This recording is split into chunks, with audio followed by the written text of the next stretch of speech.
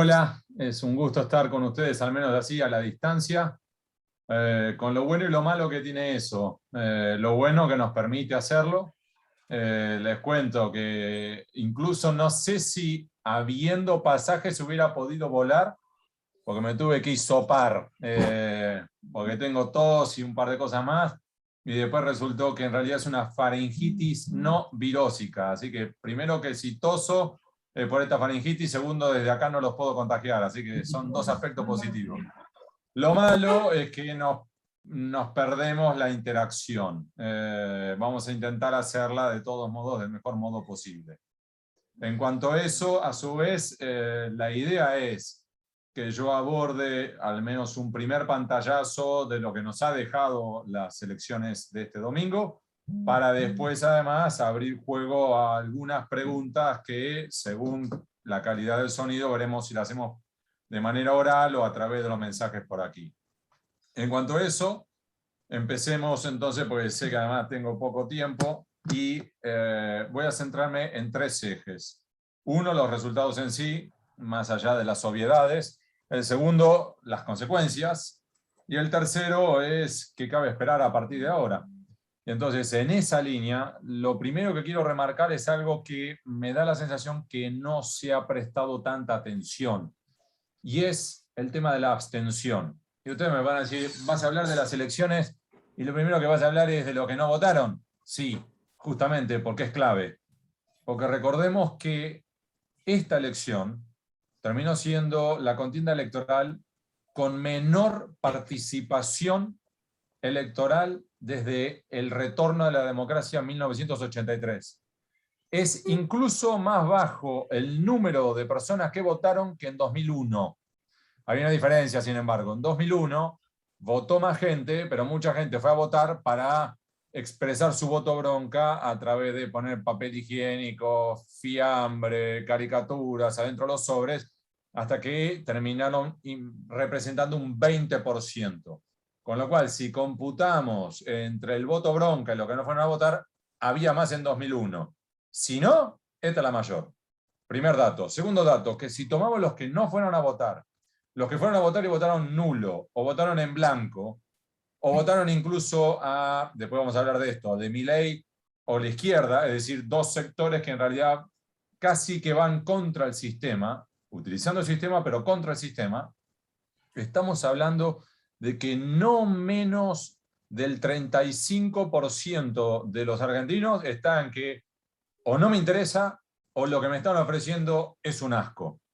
Con lo cual tenemos 1 de cada 3 argentinos que ya está dando esta señal de alarma. Eso a su vez me lleva al siguiente punto, que es justamente los datos reales sobre la elección. ¿Por qué? Porque ahora tenemos que tanto Frente de Todos como Juntos por el Cambio, que están que si yo gané, que vos ganaste, que yo gané, gané perdiendo, pero perdí ganando, y todo este tole-tole que estamos armando, pero aún así están apoyados en porcentuales que son en realidad sobre los votos válidos emitidos. Con lo cual estamos hablando de la torta reducida. Y entonces esto nos lleva, yo lo tengo acá anotado para no equivocarme con los números, que por ejemplo, Juntos por el Cambio, a nivel nacional, estos datos, números, tómenlos de manera aproximativa, hasta que no tengamos el recuento definitivo. Los números hay que tomarlos con pinzas, pero más o menos estaría en el 42% de los votos legalmente emitidos y computados. Ese 42%, descontado de los que no votaron y descontaron todas estas cuestiones, en realidad es el 28%. Después, Frente de Todos estaba en el 33%, te quedan 22%. Y luego tenés el Frente de Izquierda, la tercera fuerza del país hoy, que tenía 6%, quedan 4%, y a su vez los libertarios que estaban en 5%, quedan 3,5%.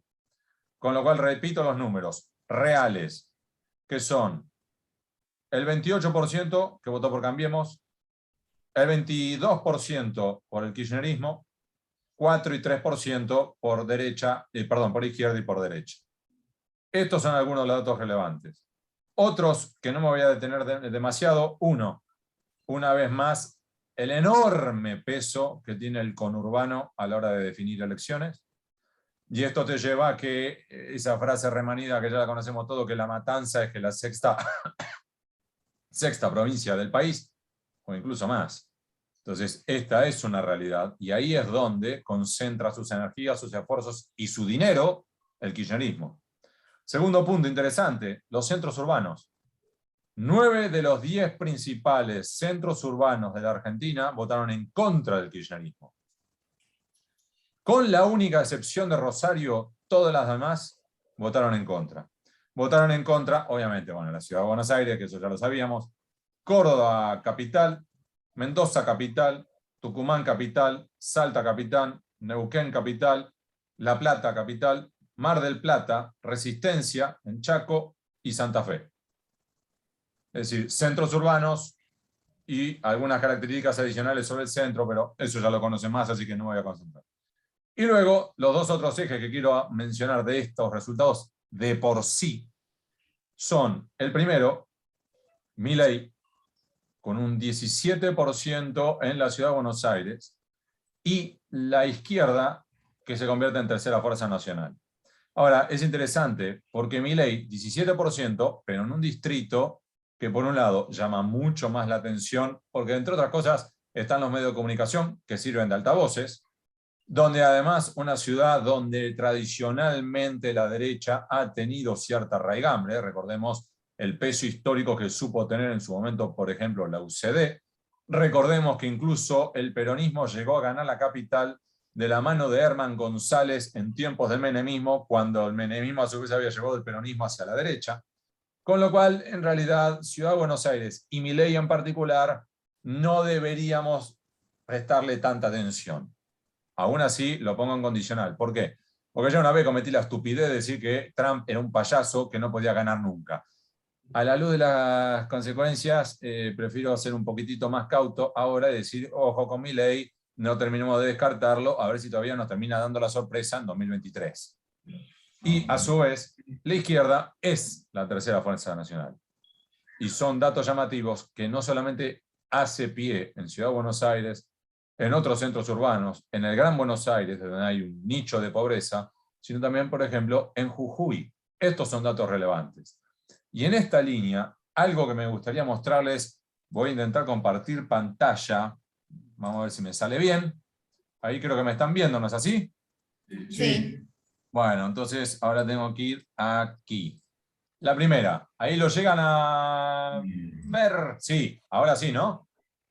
¿Ven el gráfico? Sí. Bueno, muy bien. Esto es de la consultora Sinopsis. Hablando ayer para esta charla con Lucas Romero, el director de Sinopsis, él me marcaba esto como uno de los datos más relevantes. Este es el promedio de la imagen de los principales dirigentes del país. Es decir, toman, por ejemplo, a Cristina Fernández de Kirchner. Imagen positiva, imagen negativa, y el neteo de la positiva y la negativa. De Mauricio Macri, de Alberto Fernández, de los principales. Hay una sola diferencia, es que para 2019 estaban midiendo también a Roberto Labaña, luego Labaña se retiró. Pero como esto es un promedio de los promedios de las principales figuras de políticas, tanto de oposición como de gobierno, no sirven. Lo que está mostrando acá, fíjense, es que en septiembre de 2019 estaban casi en una suerte de paridad casi neutra, ni positivo ni negativo, se promediaba y quedabas parejito. Y el paulatino declive, que ni siquiera en tiempos de pandemia se detuvo, ni siquiera cuando Horacio Rodríguez Larreta, Alberto Fernández y Axel Kicillof se mostraban juntos, tenían alta imagen positiva, ni siquiera así llegaron a detener el declive generalizado de la dirigencia política. Hasta llegar en marzo de este año 24, Lucas después me contaba que en junio llegó a 28 y en octubre llegó a 30, con lo cual este gráfico está desactualizado porque cayó más todavía. Entonces, en ese contexto es donde yo quiero remarcar el primer punto que mencioné, la importancia del ausentismo y del inicio del broto bronca, que en parte se expresa con los votos en blanco, los votos nulos, que por supuesto que hay algunos votos nulos que responden a la torpeza, errores cometidos a la hora de colocar la boleta en el sobre. Pero también Milei en parte expresa esa bronca, en parte la izquierda también expresa esa bronca. Con lo cual acá, hasta cierto punto, lo que estamos viendo es un malestar social que involucra al menos 1 de cada 3 argentinos que te dicen, el sistema no me representa. Ayer hablando con Alejandro Tulio, director nacional electoral de la Argentina, desde 2001, ese es el motivo por el cual yo lo llamé, hasta 2016, Alejandro lo que me marcaba era, es notable, porque además en periodos de crisis económica, contracción económica, problemas económicos, por lo general hay más votación, porque hay más bronca, hay más interés en cambiar cosas, eventualmente en darle un voto castigo al gobierno, y por lo tanto suele haber una participación adicional. Y él lo que marca es, por el contrario, lo que estamos viendo en la Argentina es un paulatino desinterés creciente por las elecciones, por el sistema. Guarda con eso. Aclarado eso, vamos ahora al segundo punto que les quiero mostrar y abordar, que es qué va a pasar en el espérenme, ahora tengo que aprender a hacer esto otra vez. Lo tengo que hacer al revés. Ahí. Y ahora tengo que venir. Son cosas que tenemos que ir aprendiendo a hacer. ¿Cómo hago ahora para ampliar esto? Se me va a complicar, ¿eh? Dejar de compartir acá. Ahí está. Bien. Ahora me vuelven a ver a mí, ¿no? Sí. Bien. Bueno, como verán, vamos aprendiendo. Segundo eje que a mí me interesa mostrarles, que es, bueno, ok, este es el contexto en el cual fuimos a las urnas. El contexto de, bueno, bien, lo que expresaron las urnas. Y ahora vamos al siguiente punto, las consecuencias de esto. El primero, el Congreso. Recuerden como punto de parámetro comparativo. ¿Por qué unos dicen que ganaron y los otros también? No es solamente por los resultados en sí que se miden las elecciones. Se mide nada más por la cuestión de expectativas y por la sensación del relato. ¿Qué quiero decir con esto? Es como cuando uno termina el primer tiempo 5-0 abajo, vas al segundo tiempo y terminas 5-4, perdiste, pero terminaste atacando y el equipo rival colgado del arco contrario, pateando la pelota a la tribuna. Puedes decir, perdí, pero la verdad que me voy con la sensación de que pudimos haberlo ganado o por lo menos darle el batacazo. Y esto, para que no cargar las tintas con el kirchnerismo, es algo que ha ocurrido varias veces en la Argentina. A ver, recordemos lo que ha pasado en 2019, cuando le pasó a Macri, que pierde duro la primera vuelta, y luego incluso hay una movilización ciudadana en la cual lo movilizan a su vez a Mauricio Macri y a su gobierno a decir, no tiré la toalla todavía, ponete las pilas, y termina teniendo un mejor resultado en las elecciones generales que en las PASO. Con lo cual, mientras que el kirchnerismo fue a 2019 diciendo esto puede llegar a ser algo parecido a la paliza que dimos allá en 2011 con el 54% de Cristina, terminan ganando, pero con el gusto, si se quiere, a poco. A decir, esto al final no fue la paliza que nosotros esperábamos. Y en parte termina ocurriendo ahora lo mismo, pero desde la otra vereda política.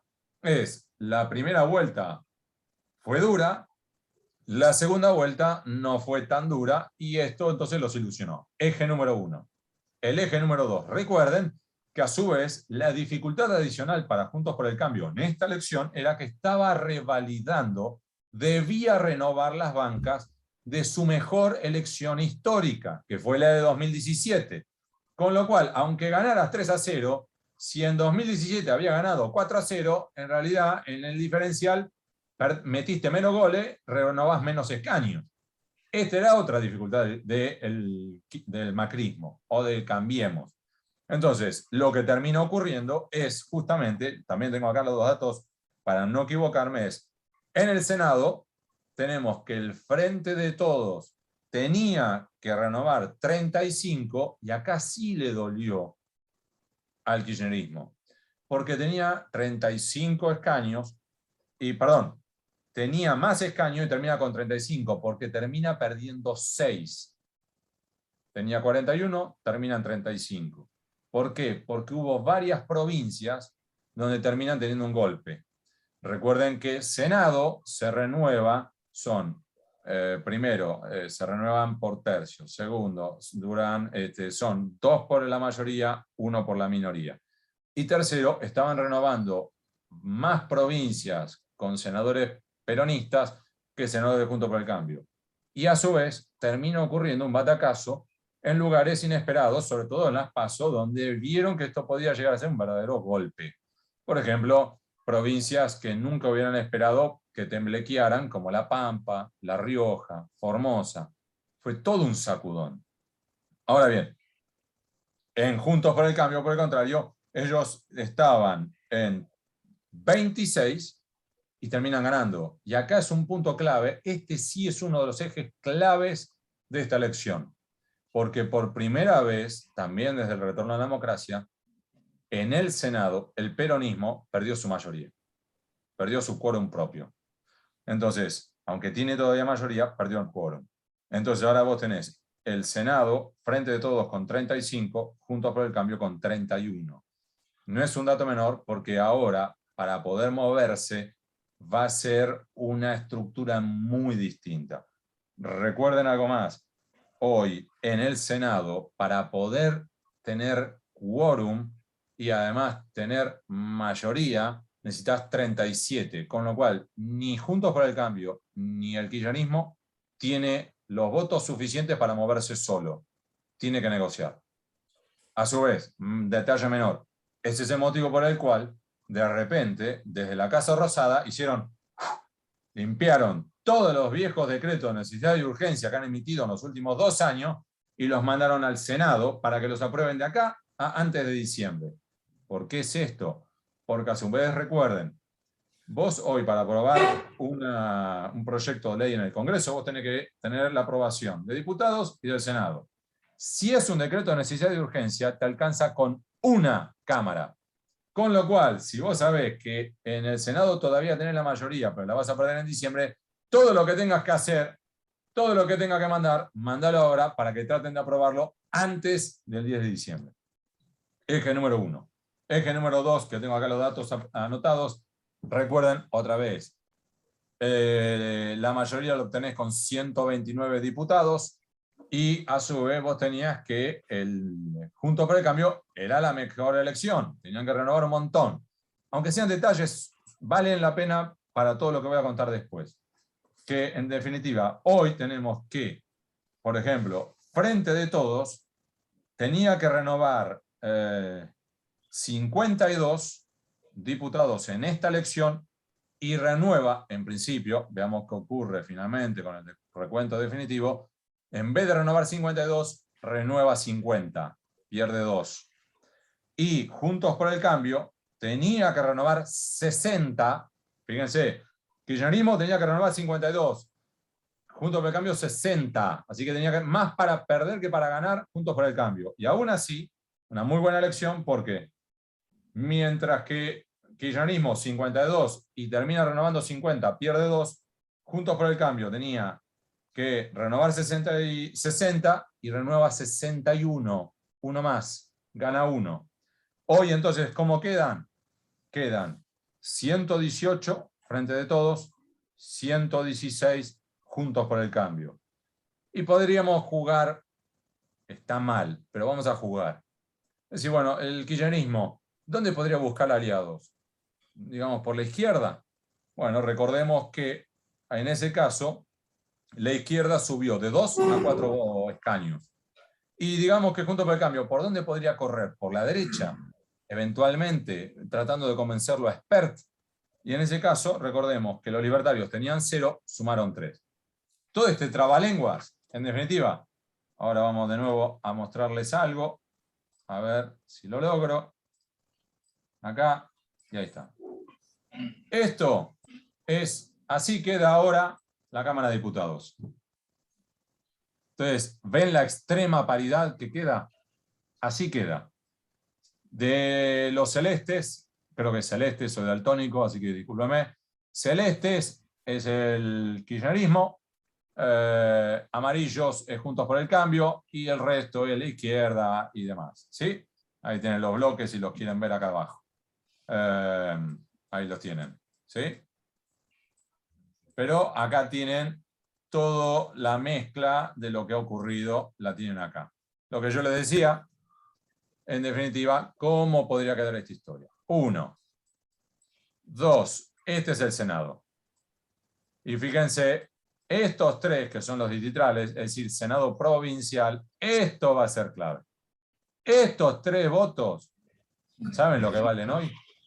Y estoy hablando valer en el sentido correcto de la palabra. ¿Qué quiero decir con valer? Lo que voy es, en Estados Unidos se habla de perks. Perks es P-E-R-K-S. Que es básicamente cuando los diputados o senadores saben que su voto es clave para inclinar la balanza de un lado o el otro, y no es que piden dinero para ellos mismos, no es que piden una coima para votar a favor o en contra. Sino lo que dicen es básicamente, a ver, yo soy de, supongamos, Nevada. Ok, yo lo que necesito para Nevada es que vengo reclamando hace 3 años y no me dan bola, son 3 puentes. Dame los 3 puentes, apróbamelos, que no son para mí, son para mi distrito, y ahí vemos qué hacemos con el proyecto de ley.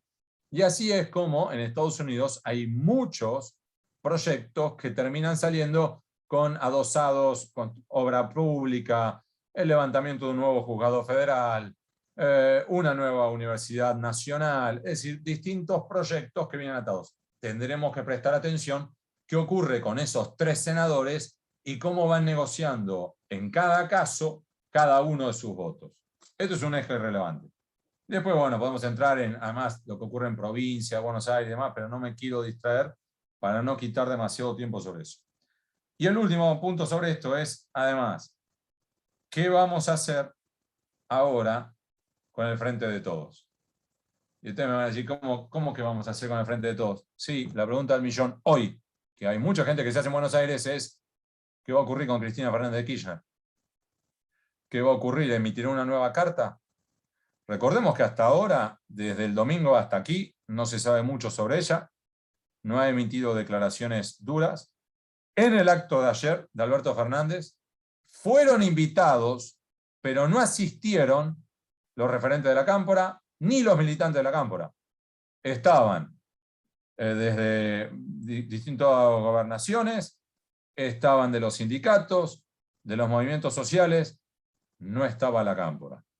Con lo cual, por lo menos es una primera señal amarilla en línea de la carta sobre si ahora no puede haber primero una serie de reproches. Y el último eje que quiero abordar ahora. ¿Qué cabe esperar? Lo voy a hacer muy sucinto, porque son varios ejes. El primero, el político. Hay que ver si Alberto Fernández logra acordar conjuntos por el cambio. Y ustedes me dicen, pero Hugo, eso es medio loco, no puede llegar a ser, porque él está convocando un consenso, está convocando un acuerdo, y al mismo tiempo está bardeándolo a Mauricio Macri, está bardeándolo a Milei, y está bardeando, está bardeando a lo mismo que está invitando a comer. Sí, porque a su vez él tiene el desafío de que tiene que lograr un acuerdo en el cual logre atraer a la oposición, pero al mismo tiempo convenciendo a el frente interno, al kirchnerismo, y en particular a Cristina Kirchner. Lo que está buscando Alberto Fernández es bastante raro y bastante alborotada la forma en que lo está haciendo, pero en definitiva sería, trata de llegar a un consenso con la oposición, es decir, tenemos que ir, por ejemplo, a un acuerdo con el fondo, tenemos que eventualmente subir las tarifas, para una vez que tiene abrazada a la oposición, poderle decir a Cristina, mira, esta gente está de acuerdo en que tenemos que firmar con el fondo, que tenemos que subir las tarifas, no te van a insultar, no te van a correr por izquierda, no te van a correr por derecha porque firmamos el consenso. Vení vos también. Es medio raro, pero esto es lo que te cuentan desde Casa Rosada, que es lo que intentan hacer. Número 1. Número 2. Desde lo económico, y lo que quedan son malas noticias. Si quieren cerramos acá. Pero lo que quedan son malas noticias. ¿Por qué? Porque entre otras, hablando con economistas y funcionarios. 1. Prepárense, nuevos impuestos. Actualización de impuestos vigentes. Actualización de las alícuotas. Actualización de los valores. Por ejemplo, valuaciones fiscales en los terrenos. Va a haber todo tipo de cuestiones. Van a subir de tasas, eventualmente nuevas tasas. Fíjense en cuanto a impuestos y tasas que ya ahora están tirando en la Ciudad de Buenos Aires van a actualizar algunas tarifas, algunos montos, algunos todo. Y a nivel nacional están viendo si no van a sacar un nuevo impuesto sobre los envases. ¿Sí? Así que acá hay una primera señal de atención. Segundo, ¿qué va a pasar con las tarifas? Y van a intentar actualizarlas. Servicios públicos.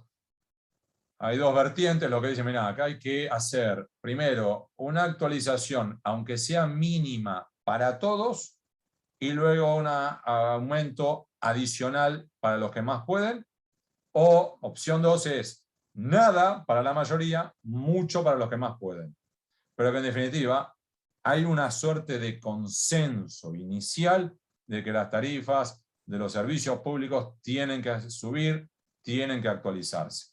Así que acá viene un tema. 3, inflación subirá, agárrense. Cuarto, el Fondo Monetario. El Fondo Monetario te agarra y te dice, yo no puedo hablar con ustedes hasta que ustedes no se pongan de acuerdo. Recuerden, yo fui corresponsal ante la Casa Blanca, trabajé 4 años en Washington.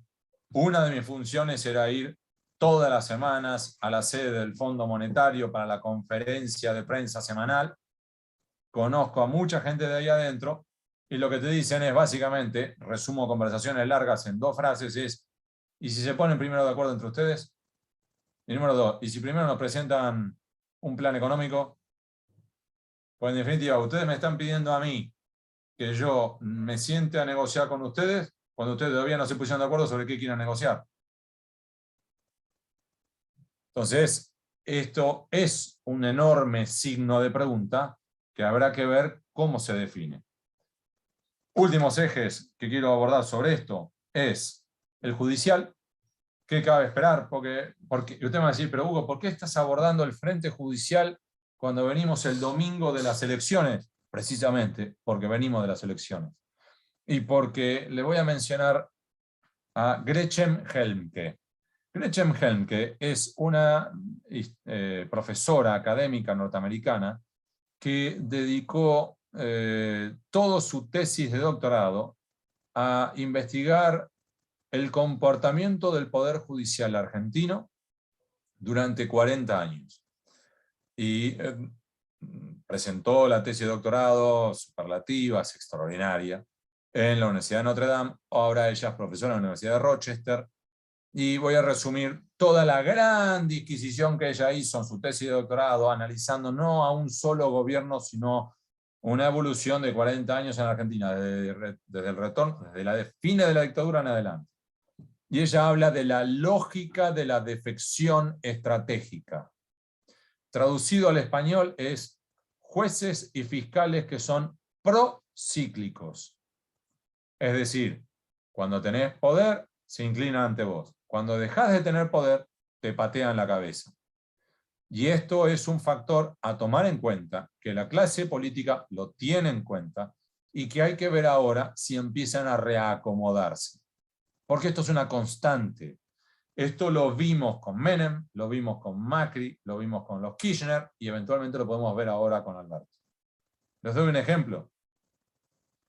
Menem disfrutó de los jueces de la servilleta, jueces que él mismo nombró. Recuerden, jueces de la servilleta es porque Carlos Corach, ministro del Interior, almorzando con Domingo Cavallo, muy incómodo, muy nervioso Cavallo, temiendo que lo fueran a perseguir, dice, mirá, tengo miedo que por todas mis declaraciones y lo que yo acusé a Alfredo Chabrán y todas las mafias que yo estuve luchando, me persigan. Y Corach le dice, nada, tranquilo. Y según cuenta Domingo Cavallo, en su servilleta, estaban almorzando, con la lapicera le empezó a anotar todos los nombres de todos los jueces que en Comodoro Pi respondían a él. Comodoro Pi es los tribunales de la Ciudad de Buenos Aires donde deben ser juzgados eventualmente los funcionarios nacionales por los posibles delitos cometidos por ellos. Ahora bien, Menem, que nombró esos jueces de la servilleta, que disfrutó de esos jueces de la servilleta, cuando dejó el poder en 1999, terminó desfilando por tribunales, con pedidos de captura, pedidos de indagatoria, procesamientos y detención por esos mismos jueces federales. Entre ellos, Jorge Urs.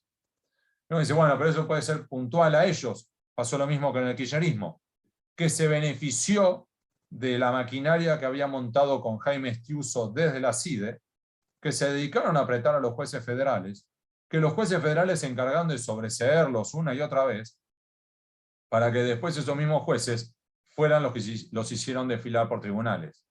Recuerden que Norberto Yarvide, poco antes de morir, llegó a decir que él cerró la causa por enriquecimiento ilícito de los Kirchner porque lo fue a visitar un operador judicial de los Kirchner y de Jaime Estiuso, llamado Javier Fernández, lo agarró del cogote, lo puso contra la pared y le dijo: enano, firmá.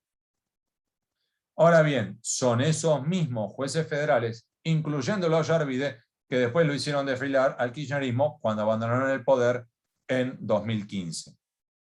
Esos mismos jueces federales, no me voy a alargar mucho más en esto, esos mismos jueces federales, recuerden, son los que procesaron a Mauricio Macri por escuchas telefónicas ilegales. Mauricio Macri asume con el procesamiento por escuchas ilegales confirmado por la Cámara Federal y 18 días después de asumir, el 28 de diciembre de 2015, Día de los Santos Inocentes, sin que mediara un escrito de la defensa, el fiscal que había impulsado la investigación y los procesamientos presentó un escrito espontáneo en el expediente diciendo que espontáneamente había revisado el expediente y había llegado a una conclusión distinta y que en realidad no había mérito suficiente para acusarlo a Mauricio Macri, y lo desprocesaron. Son los mismos jueces y fiscales que cuando dejó el poder en 2019 lo hicieron desfilar por tribunales. Y entonces, Cristina Fernández Kirchner, que estúpida no es, lo que dice es: yo no puedo descartar que ahora que empieza el declive, eventualmente, empiecen a desempolvarme expedientes que hasta ahora estaban dormidos, latentes o lo que fuere. De allí es el empuje que le han querido dar a alguna de las reformas. Entre otras, uno de los ejes que van a tratar de acelerar de aquí a diciembre es el de la reforma judicial. Cierro con este último punto. La pregunta del millón, aún así, es ¿qué va a ocurrir dentro del Frente de Todos? Y esa es una pregunta abierta.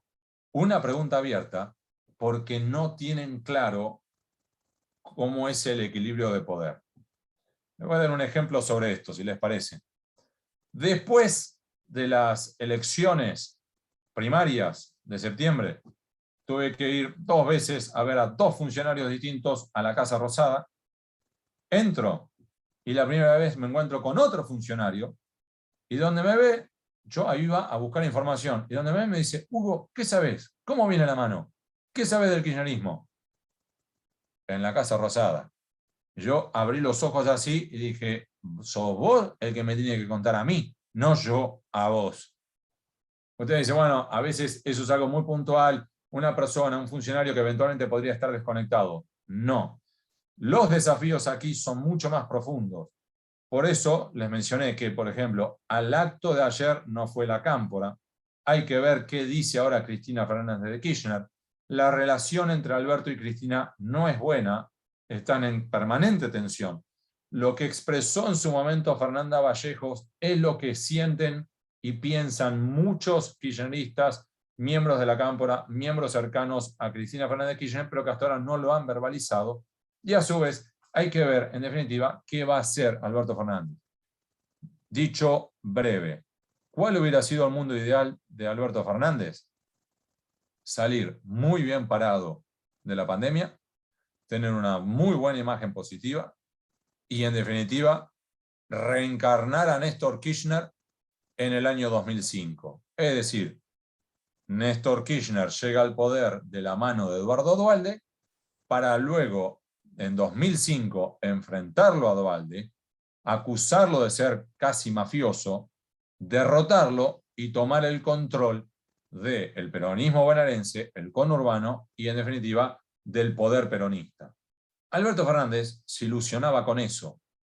El problema es que de por medio tuvo una serie de problemas, una serie de incompetencias, una serie de fallos y terminó en una situación de mayor debilidad. Con lo cual hay que ver ahora qué ocurre. Como verán, cierro con esto. Tenemos muchos signos de pregunta, pocas respuestas, porque a su vez hay mucho que todavía está en el aire. Cierro aquí y si querés, abramos a preguntas. Gracias, Hugo. Los que están conectados de forma virtual pueden usar el chat o abrir el micrófono directamente. Y abrimos el espacio acá para ver si tienen alguna pregunta. Bien.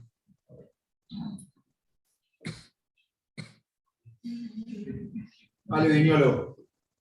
Cristina siempre se caracterizó por duplicar la apuesta. En esta ocasión, ¿le quedan fichas como para poder volver a apostar o no le ve capital político que pueda apostar? Es una buena pregunta y yo creo que no es una cuestión de que si le quedan fichas, sino si se quiere de qué quiere hacer ella. Porque ella puede no tener fichas y aún así, como en el truco, te puede cantar falta en vido. De hecho, ella, este es uno de los temores que tienen en la Casa Rosada. Una de las que expresa estos temores es Vilma Ibarra. Dentro del círculo íntimo de Alberto Fernández, voy a simplificarlo, les pido perdón por la simplificación. Dentro de ese círculo tenés halcones y palomas. Halcones que dicen, vamos, vamos, vamos, rompamos con Cristina, y que entonces son aquellos que dicen, asumamos los riesgos, y que son los que en parte impulsaron esta plaza de ayer. Que es, en definitiva, mira, apoyémonos en los gobernadores, apoyémonos en los movimientos sociales, apoyémonos en lo que queda del dualismo y en algunos ejes más, y empecemos a caminar nuestro propio camino. Y luego tener las palomas, que hasta cierto punto podrías definirla así, a Vilma Ibarra, pese a que es muy crítica de Cristina, incluso ha escrito un libro al respecto. Y Vilma es decir, mira, el riesgo es muy alto, nuestra base de sustentación es demasiado baja, estamos demasiado débiles, eventualmente si lo hacemos, lo único que podemos terminar ocurriendo es que nos serruchemos nuestra propia rama y nos caigamos. Y que en definitiva, en vez de desafiar a la reina para asumir el reinado, terminó fuera del castillo. Entonces, esto del lado de Alberto y del lado de Cristina, ella te puede terminar diciendo, eventualmente, yo tengo más para perder quedándome que abriéndome. Entonces, Alberto, ¿sabes qué? Yo no estoy de acuerdo con acordar con el Fondo Monetario, yo no estoy de acuerdo con ajustar las tarifas, yo me retiro, te regalo el Poder Ejecutivo, te lo dejo con moño, la Cámpora y yo nos vamos junto con Axel a la provincia de Buenos Aires, nos acobachamos en el conurbano, te deseo la mejor de las suertes. Y allí la pregunta del millón sería, ¿qué va a ocurrir con el gobierno de Alberto Fernández? La verdad, otra vez, es un enorme signo de pregunta, donde a su vez dependerá de cómo reaccionarán los sindicatos, cómo reaccionarán los gobernadores, cómo reaccionarán los empresarios, cómo reaccionará la oposición y cómo reaccionarán ustedes y yo. O sea, porque si ante esa situación nosotros automáticamente lo que hacemos es agarramos todo el dinero que podamos agarrar y salimos corriendo a comprar el dólar al dinero que sea posible, ese dólar hace así y se va a la estratosfera. Y empieza una desbalance. Con lo cual son signos de pregunta y no es que esté evadiendo la respuesta, sino yo creo que lo más certero que puedo hacer es justamente dejar los interrogantes. Hoy por hoy, si preguntás en la Casa Rosada, nadie te puede responder si Cristina está escribiendo otra carta. Recuerden que en la anterior carta, el malestar que expresó llegó al volcarlo en 18 etcéteras. Usted me dice, Hugo, ¿de qué estás hablando? Ella empieza, relean ese texto, en un momento ella empieza a escribir su fastidio, y lo que intentó, y lo que salió mal, y de repente pone coma, etcétera, y repite etcétera 18 veces. ¿Cuán enojado tenés que estar para escribir 18 veces etcétera? Ustedes imagínense esto, estás en el teclado, ustedes imagínenselo ustedes están escribiéndole a un socio de ustedes, un socio comercial, y en la carta que le estás escribiendo, te pones a escribir 18 veces, etcétera, coma, etcétera, coma, etcétera, coma, etcétera, coma, etcétera. Si yo repito 18 veces etcétera delante de ustedes, te van a decir, Hugo, estás desequilibrado. Bueno, ella lo puso por escrito. Entonces, son signos de pregunta gigantescos que en la Casa Rosada se preguntan y se miran entre ellos diciendo, no sabemos.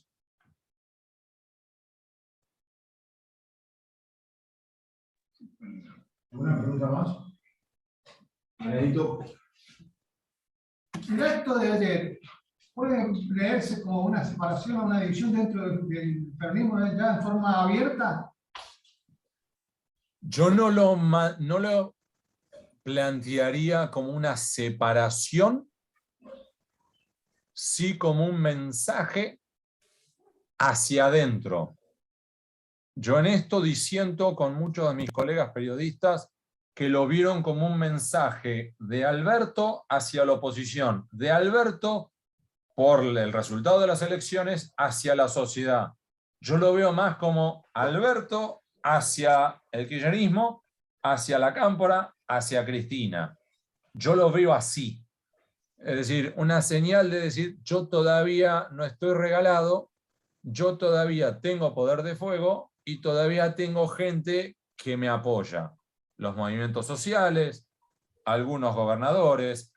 En el caso de Mansur está un poco desdibujado ahora como jefe de gabinete, pero digamos, tiene varios gobernadores que le han expresado su apoyo y eventualmente es una forma de mostrarle a Cristina que todavía él tiene algún juego propio.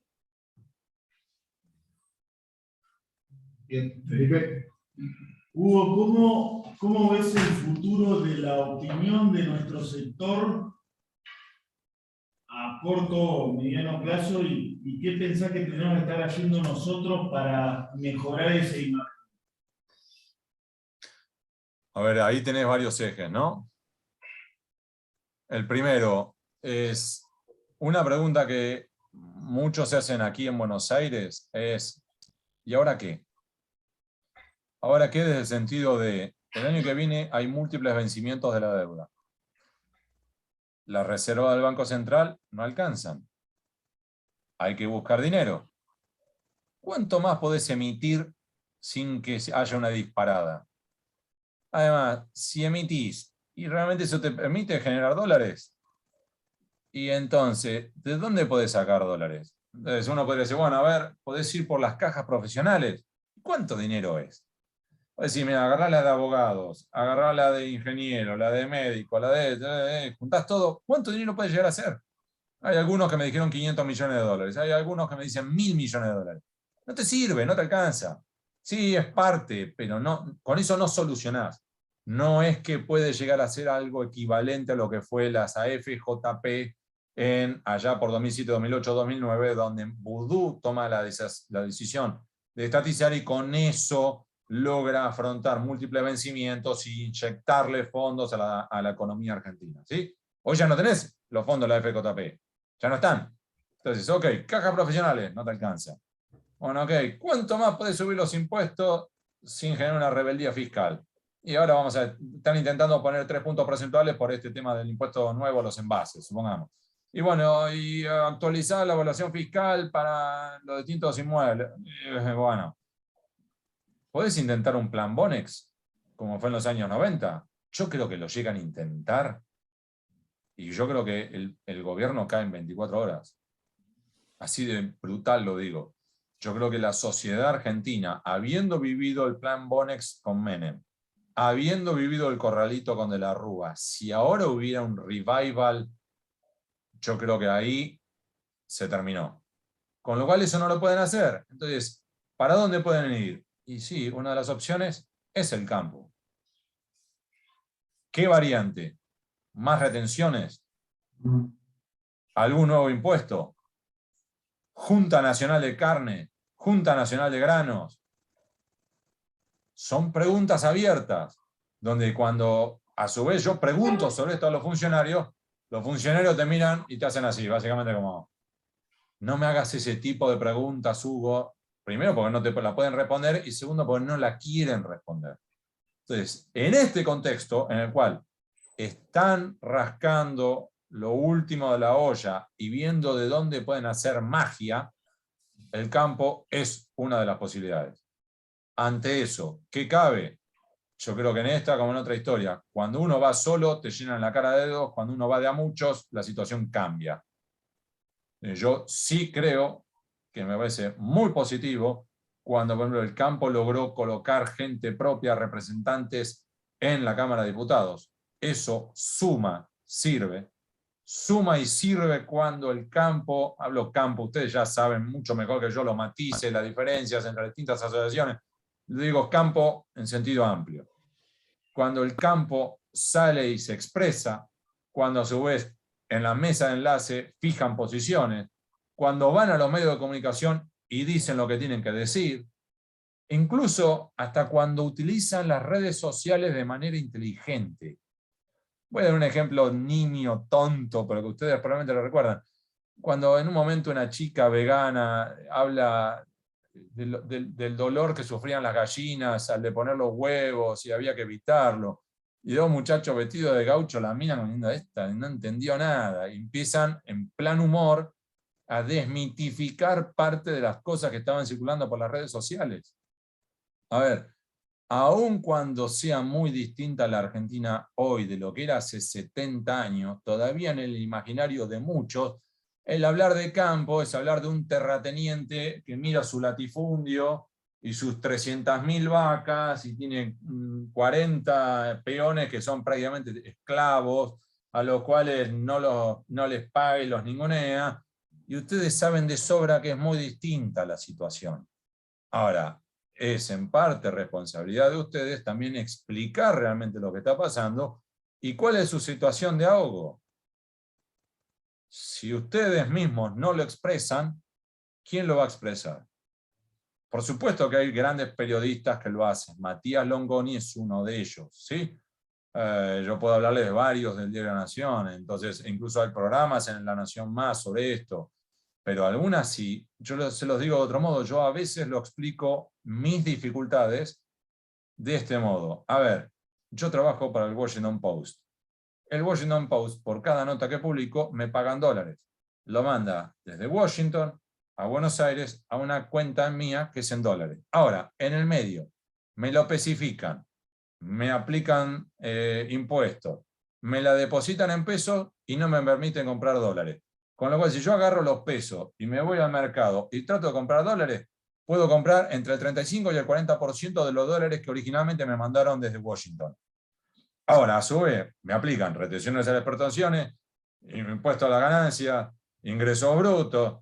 Ahora, una cosa de loco, porque a su vez, si yo en vez de eso, en Buenos Aires, le pido a un ejecutivo de cuenta de un banco uruguayo, en Buenos Aires, con lo cual yo nunca cruzo el Río de la Plata, le digo, firmo los papeles, me abre una cuenta en Uruguay, y yo deposito desde Washington a Uruguay, y al 31 de diciembre del año le informa a la AFIP los dólares que tengo depositados en Uruguay, y tributo por esos dólares, pago menos que depositándolos en Argentina, con lo cual el propio gobierno argentino me está invitando a que yo deje los dólares en Uruguay. Ahora, esto hay que explicarlo. Esto yo lo digo por televisión, lo he dicho por radio. Entonces, en parte, uno de los desafíos que encara el campo en sentido amplio, cada una de las organizaciones y cada una de las provincias y muchas realidades distintas, es también el desafío, el explicar las dificultades y desafíos y problemas que ustedes están enfrentando. Si no, terminarán con personas que el campo, la última vez que lo vieron, es en una revista Villiquen, cuando eran chicos, que van a legislar sobre ustedes. Y ustedes lo saben, que ustedes saben que hay animales que están legislando sobre ustedes en el Congreso, del mismo modo que yo veo gente que intenta legislar sobre los medios de comunicación y nunca pisaron una redacción. Y lo más actual que han leído sobre medios de comunicación son libros de los años 60, antes del nacimiento de Internet. Ahora, ¿cuál es nuestra obligación? Y yo integro la Academia Nacional de Periodismo, integro la Fundación García Márquez, el Foro de Periodismo Argentino, y ha dado charlas de capacitación para diputados y senadores. Ahora, si yo no lo hago, ¿quién carajo lo va a hacer? Y prefiero hacerlo yo. Y no que venga alguien de otro medio de comunicación, Página 12, que les diga que sí. Que venga una persona de 678 a decirle que está todo bien. No, no está todo bien. Entonces, yo cierro con esto la respuesta. Los invito a asumir responsabilidades que eventualmente han asumido, pero no del todo, y si las han asumido, que lo asuman aún más, porque lo que viene va a ser muy picante.